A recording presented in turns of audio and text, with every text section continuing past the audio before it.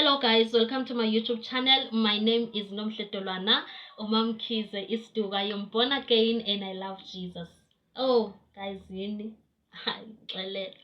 So guys, ndizocacisa indaba esibani ne. Athi umuntu nomhle ndiye ndadibana nomuntu, lo muntu wanixelela uba ndinesibani. But intoni isibani? Khange ndicacisele uba intoni isibani, uba nesibani xa bekutheni, yini isibani? La nto ethi unesibani itsho ukuthini, ne? Ndilapha ke mna uMamkhize ukuzo explain, ne? Guys, umuntu isibani guys light, ne? But i-light yakhona yohlukile. Xa une-gift, i-gift xa une-gift yokuprofesaya, xa une-gift yokulapha abantu, xa une-gift yokuphilisa, xa uyabona la ezi gift zethu. Ave si-athakhwa, ungabona siba nebhongo nge-gift. Aha, siyakhala ngelicala, ne? So, wonke umuntu une-light yakhe. Wonke umuntu une-light yakhe, ne? Wonke umuntu, ungandiva wrong. Wonke umuntu une-light yakhe ethi yena. But ke ngoku xa kufikwa emntwini one-gift kuthiwa sisibane. Akuseve sokuyi-light nje, kuye kuthiwe sisibane. Why kuthiwa sisibane kuwe? Because ayo-light ekhanyisela wena wedwa, but i-light ekhanyisela nabanye abantu. I-light enceda nabanye abantu abeza kuwe bezofuna uncedo. Le yakho i-light ayikhanyiseli wena kuphela, ayikhanyiseli your bloodline and generation kuphela, but ikhanyisela nabanye abantu. That is why kuthiwa sisibane. Yayiva ke ngoku? Then umuntu abuza ukuthi ke ngoku ithiwani indaba yesibani ukuze singaciki, because siyacika isibani.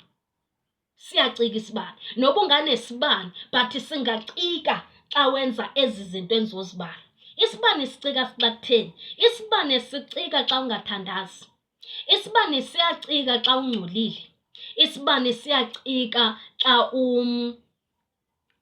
xa ufornicate, benifuna igama, xa ufornicate. Isibane siyacika xa wenza zonke ezanto ezimdaka, siyadima isibane. Xa sesidimile, ubungozi ke ngoku bokudima kwesibane buyintoni? Omnye umuntu uyakwazi ukusebenzisa isibane sakho. Andithi wena awusilayitanga, usicikile ngemikhuba yakho. Omnye umuntu bayakwazi ke abantu be-witchcraft, bayakwazi ukusimanipulate isibane sakho sisebenzele bona. Basebenze nje kanti basebenza ngesibane sakho. Andithi wena usinakanga. Yayiva ke ngoku? Nabo ubungozi beso sibane. Isibane sifuna ukunakekelwa. Isibane kufanele uhlale uclean. Awukwazi kaloku malanga. Awukwazi ukufornicate. Awukwazi ukusela utywala. Awukwazi ukwenza izinto ezimdaka. Because isibane ukuze silayite kufanele sikhanyiswe ngamandla omoya oyingcwele. Fanele uhlale uthandazile, uhlale wenza imithetho oyibekelwe nguThixo. Mininzi kabi imithetho esiyibhalelwe eBhayibhileni. You understand? Ikhona imithetho esiyibhalelwe eBhayibhileni. So if wena wenzi ngokwendlela kaThixo, isibane siyacika. Yayiva? So umuntu xa ithi unesibane, which means wena une-light engapha, engaphezu kwezinye i-light zabanye abantu. I-light ekwaziyo ukuphilisa abanye abantu. I-light ekwaziyo ukuphilisa abanye abantu. I-light ekwaziyo ukunika abanye abantu umsebenzi. Unesibane. Ile nto kuthiwa sisibane, man. Ayo-light nje, but sisibane. You understand? Then ke ngoku xa unesibani, zintoni ezenzakalayo? Umthetho wakhona xa unesibani abantu bayakuthanda kakhulu. Abantu bayakuthanda mntasekhaya. Abantu bayakuthanda.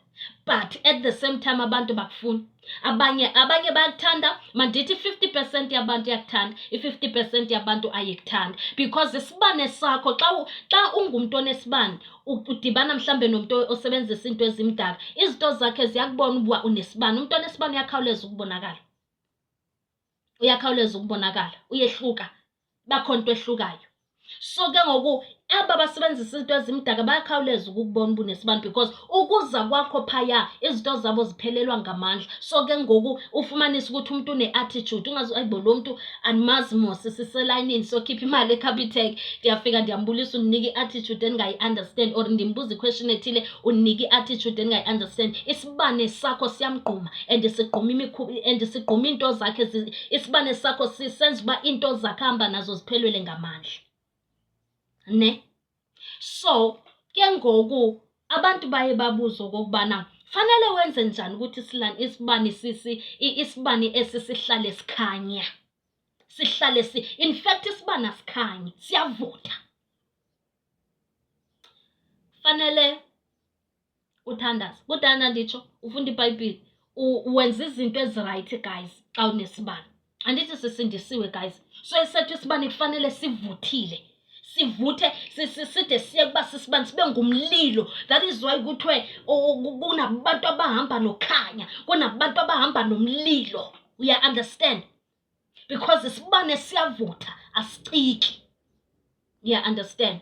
So andazi noba ninazo ii-questions ezithile. If unayo i-question unganibuza, ndingumuntu ongenangxaki. But I just want to read you this Bible scripture kwenzela uba nizo-understand uba ilight intoni. Xa kuthiwa une-light ithethwa ngantoni, ne? Let us read from the book of Exodus 24 verse 29. Ngabona lo malanga. Okay. Ithi Moses goes down from Mount Sinai. When Moses went down from Mount Sinai carrying the 10 commandments, his face was shining, because he had been speaking with the Lord, but he didn't know it. Aaron and all the people looked at Moses and saw that his face was shining, and they were afraid to go near him. That is why abanye abantu bengazukuthanda. U-Aaron ke yena ke u-Aaron nabanye abantu bona baboyika ukusondela because babengazi ba kuza kwenzeka ntoni xa besondela. Yeah, understand? Bona they understood ukuthi it's a light that comes from the Most High God. Uyayiva? But xa udibana nomuntu owenza into ezimdaka uba nomsindo, uba nomsindo uyakunyanya nje xa unesibani. Omnye umuntu ade afuna ukukulwisa ungazi uba lo muntu undilwisa xa bekutheni, kanti ilight yakho man uyayibona yenza into zakhe ezingabi namandla zibe powerless. Kufike ba ezikaYesu umntanami. Okay, andikho apho.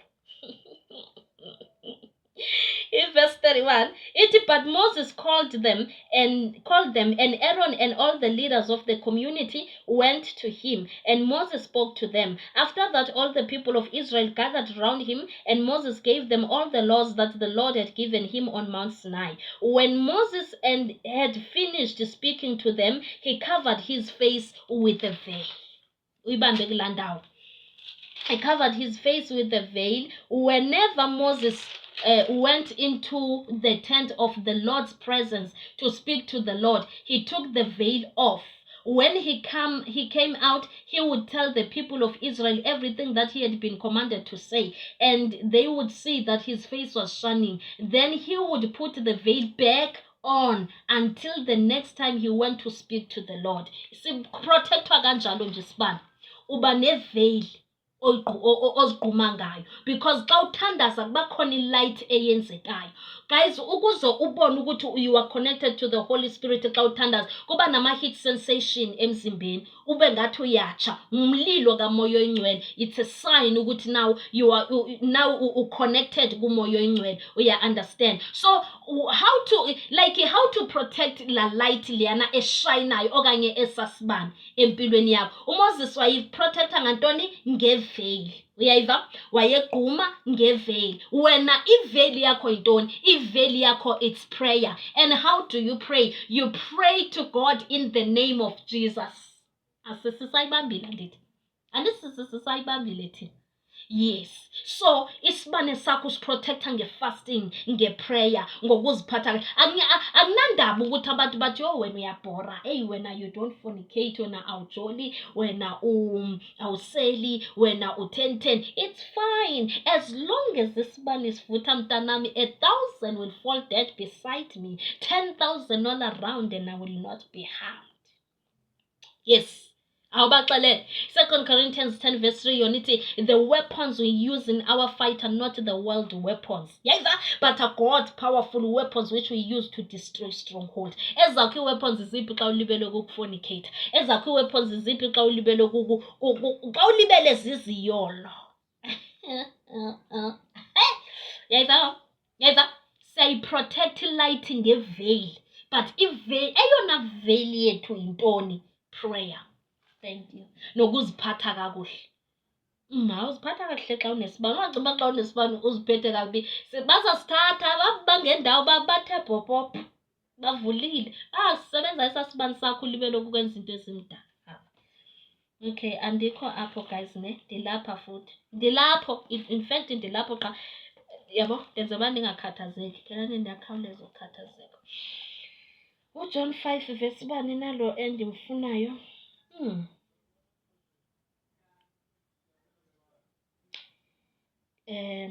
Nazia, uJohn 5 verse verse 33 ne? Ungahambi uyoyifunda yonke guys. Ithi John 5 verse 33, John is the one to whom you sent your messengers, and he spoke on behalf of the truth. It is not that I must have a human witness. I say this only in order that you may be saved. John was like a lamp burning. Never did this man masbenjani masivuthe. Mangabe ilempu nje manichanyaza bantu hayi anike nizame kumane mayivuthe nje. Yeah, okay, anko up. John was like a lamp burning and shining. Hey, and you were willing for a while to enjoy his light. So sebayifumana enjoy apha bengazithandazeli. Uyayiva? So guys, sithina sifana sekukhanya. That is why uzodibana nomuntu athi umuntu yo engakwazi athi yazi oko nje ndihlele ecaleni kwakho ndiziva ndikham kanti beningekho right kodwa ndive ngathi kukhona into esukayo because uhamba ne-light man and uhamba nesibane and isibane sakho siyavutha. Asififiyeli siyavutha. Yeah, understand? So guys, let us protect izibane zethu ngandlela zonke. Asizikhuseleni izibane zethu. If mhlawumbe ufuna more information about abantu abanesibane, mhlawumbe abanye abantu bawenzile ama-video andazi, but mna nanzi nje ndinixelela yona about isibane. So guys, nje asiprotecteni izibane zethu. Okay guys, now masingeneni kwi-meditation ne, because abantu dala befuna ivideo ye-meditation. Guys, xa umeditator, you take your time with God. Uhlala phansi or uguqa kuloo ndawo oguqo kuyo, funda iBhayibhile yakho. When you meditate ngelizwi likaThixo, you read your Bible. Okokuqala uqala ngokuthandaza. Kuthiwa ngenani emasangweni wakhe ngokubulela, ne? Uqala ngokumpraise. Whether you are singing a worshiping or a praise song, or uthandaza umthandazo wokumdumisa wokumbulela uThixo, then uthathe iBhayibhile yakho ufule eso scripture esithile esi ozabe usivulile umeditate ngaso. So umeditate kanjani ngeso scripture? Eso scripture njengoba usivulile wasifunda, masithi mhlamba usunderstand, pray ne, awusunderstand njalo, thandaza and ask God to give you the spirit of understanding or the spirit of wisdom in order for you to understand what you are reading from the Bible. Yeah, understand? Uphinde ufunde ubiyele kuso. Xa umeditate, you can even take 1 hour. Awujaha uhlala phansi ube nala connection noThixo. Uphinde usifunde esa scripture. Sithi now you understand the scripture. Meditate on the scripture. Let me say you are reading from the book of Hebrews 9:14 and 15. In Hebrews 9:14 and 15 ithetha ngecovenant. Icovenant yethu noYesu Kristu ngenxa yegazi lika Yesu Kristu. The covenant that cleans the useless rituals eske sazenza before. We understand. Let me say now you are meditating. When you are meditating with a scripture, uyathetha uthetha noThixo, Nkosi yam, may you please purify me with the blood of Jesus. Remove all those rituals I once did before. Uyameditator, you are meditator ngesa scripture. I-knowledge yakho uyithetha through esa scripture. Awuthandazi ngaso, but meditate ngaso. Allow the power of the Holy Spirit to fill you. Allow Jesus to touch you. Allow the Holy Spirit to speak on your behalf. Sikuthandaze, umoya ongcwele ukuthandazele ngokwakho okanye uthethe ngokwakho, because xa umeditator you don't pray but you speak to God. Then after that uyamnika i-chance yakho uThixo akuphendule. Umzekelo, let me say now, uthe Nkosi yami cela undipurify and cleanse me from those rituals I once made. Now purify me with the blood of Jesus. Today I am making a covenant no Yesu Kristu. So ndicela igazi likaYesu libe yi-covenant phakathi kwam no Yesu Kristu. Then calm down, calm down. Try ukuthi breathe in, uthi breathe out. Uthi imnandi kabi meditation, uthi urelaxe. Uthulile, utsho nje lo mazwi ambalwa, then wathula. Mhlawumbe uThixo uzothetha nawe. Abanye abantu baye bava ivoice from nowhere. Mna ndiyayisaba ke. Abanye abantu, because ivoice kaThixo ayisiyo voice nje, i-deep and iyaziphinda-phinda. Uba let me say mhlawumbe uthi Acts 1:25. La Acts 1, it's a very deep voice. It's a very deep voice. And iyaziphinda-phinda ngathi ukuthetha andazi ispeak esinjani. So if uyayisaba ivoice, ukuva ivoice njengami ke, ufanele umamele ukuthi sesiphi iscripture ozasinikwa. Close your eyes. Close your eyes.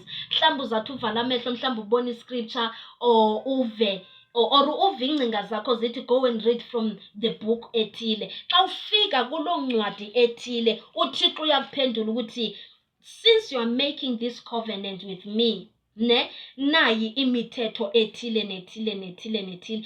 Umzekelo akuse kwi-Deuteronomy 28. We understand the blessings of obedience. Andithi ngoku wenze i-covenant naye, so uza mhlawumbe akuse kwi-Deuteronomy 28 akubonise the blessings of obedience, umfunde yonke. Then you're gonna agree ukuthi yes God, I am going to follow your commandments. I am going to be obedient. I am going to do izinto ofuna ndizenze, ndizozishiya zonke izinto zami. Then uthule futhi. Just shut up man. Just keep quiet and guys, man, funa serious umphelo. Then xa ugqiba ukuthetha lo mazwi uvumelana nokuba obedient, uvumelana nokulandela imithetho yakhe, like uthule kancinci, uthule, umamele ukuthi umoya ongcwele uzophinda uthetha uthini. Uya understand? Umamele ukuthi umoya ongcwele uthetha uthini. Mhlawumbe uza kuthatha futhi akuse kwesinye iscripture, mhlawumbe akuse kuJohn 5, lesigqiba ukuyifunda, akuse kuJohn 5. Xa ufika kuJohn 5 uyakuxelela ukuthi you are like a lamp. Uyakuxelela, hey guys, yini kumnandi ukumeditate. Meditator guys, it takes time. Just give yourself time to meditate. Ungasuku guys, xa umeditator make sure ukuthi awusuku ungamvanga uThixo, awusuku uThixo engathethanga nawe. Xa umeditate uba ne-conversation noThixo, uyathetha loo nto oyithethayo, uthule ithi cwaka, ummamele. Forget about your problems, forget about andazilibala ngezinto ezininzi, uthule ummamele. Ingqondo yakho ifocus kule nto yenzayo. Uzokunika iscripture or athethe nawe, or uvilizwe from nowhere, uvilizwe. Mna ndacela ukuthi Nkosi yami, hayi elizwi lona, because ndake ndaphuma ndabaleka, yabona. Ngoku asafuni into ezandikhathaza. So uThixo mna uthetha nami through iBible, through iscripture, andithathe kwesinye iscripture. But xa ujonga iziscripture zakho zihamba ngezistep, ziyalandelelana, zizimpendulo. Uya understand? I-meditation ihamba kanjalo guys, uyaguqa or uyahlala, but xa umeditator suhlala as if you are doing yoga, which means now you are meditating but to the wrong spirit, which is Kundalini spirit. And is it in a Christians we don't do yoga? Are you doing yoga? Stop it, don't do yoga. Yes, so injalo. I hope guys as video zizawuba luncedo ne. I hope zizawuninceda nikwazi nishare guys. Please watch the ads. Nishare lo sisi benu, nishare lo bhuti benu, nishare nishare nje. Nibe sesimeni sokuba nishare. Ni-subscribe. Guys, please help this channel grow ne. Please. Yo, zininzi izinto endifuna ukuthetha ngazo. Mntasekhaya, hope uvuyile ngevideo yakho ye-meditation ne. I love you a lot. Guys, I love you all in the name of Jesus. Ne? So, nibe neSunday emnandi, ni-enjoye, ningalibali ukuthandaza. Ningalibali ukuthandaza. And xa ngabe uphelelwa amandla, please go and read from the book of Psalm 73 verse 26. My mind and my body may grow weak, but God is my strength. He's all I ever need. God bless you.